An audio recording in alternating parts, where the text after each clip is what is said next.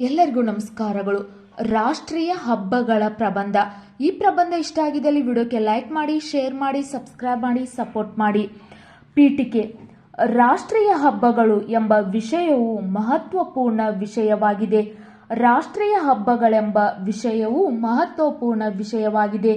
ರಾಷ್ಟ್ರೀಯ ಎಂಬ ಪದವು ದೇಶಪ್ರೇಮ, ದೇಶಭಕ್ತಿ ಎಂಬ ಭಾವನೆಯನ್ನು ಮೂಡಿಸುತ್ತಾ ರಾಷ್ಟ್ರೀಯ ಮನೋಭಾವನೆಯನ್ನು ಮೂಡಿಸುವುದಾದರೆ, ಹಬ್ಬಗಳು ಸಾಂಸ್ಕೃತಿಕತೆಯನ್ನು ಮೂಡಿಸುತ್ತದೆ. ರಾಷ್ಟ್ರೀಯ ಹಬ್ಬಗಳೆಂಬ ವಿಷಯವು ಮಹತ್ವಪೂರ್ಣ ವಿಷಯವಾಗಿದೆ.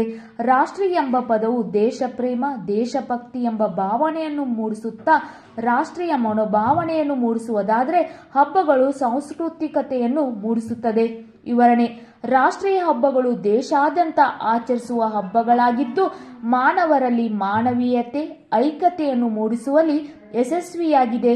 ಇಂಥ ರಾಷ್ಟ್ರೀಯ ಹಬ್ಬಗಳು ಯಾವ್ಯಾವೆಂದರೆ ಸ್ವಾತಂತ್ರ್ಯ ದಿನಾಚರಣೆ, ಗಣರಾಜ್ಯೋತ್ಸವ, ಗಾಂಧಿ ಜಯಂತಿ, ಶಿಕ್ಷಕರ ದಿನಾಚರಣೆ, ಮಕ್ಕಳ ದಿನಾಚರಣೆ. ಸ್ವಾತಂತ್ರ್ಯ ದಿನಾಚರಣೆ ಪ್ರತಿ ವರ್ಷ ಆಗಸ್ಟ್ 15ರಂದು ವಿಜೃಂಭಣೆಯಿಂದ ತ್ರಿವರ್ಣ ಧ್ವಜವನ್ನು ಹಾರಿಸುತ್ತಾ ಸ್ವಾತಂತ್ರ್ಯ ಯೋಧರಿಗೆ ಧನ್ಯವಾದಗಳನ್ನು ಸಮರ್ಪಿಸುವ ಅಪೂರ್ವ ದಿನವಾಗಿದೆ.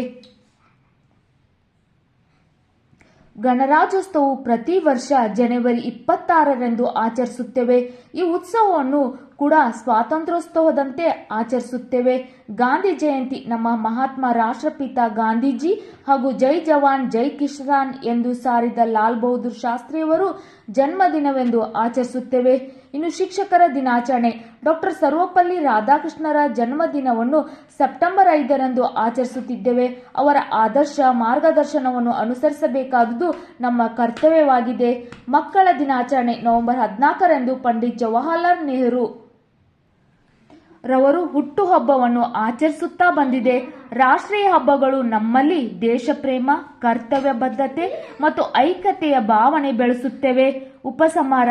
ರಾಷ್ಟ್ರೀಯ ಹಬ್ಬಗಳ ಆಚರಣೆಯಿಂದಾಗಿ ಪ್ರತಿಯೊಬ್ಬರಲ್ಲೂ ರಾಷ್ಟ್ರ ಪ್ರೇಮದ ಭಾವನೆ ಬೆಳೆಯುವುದರೊಂದಿಗೆ ಜನತೆಯಲ್ಲಿ ಐಕ್ಯತೆಯ ಭಾವನೆ, ಸಾಂಸ್ಕೃತಿಕತೆ, ನೈತಿಕತೆಯು ಕೂಡ ಅಭಿವೃದ್ಧಿಗೊಳ್ಳುತ್ತದೆ.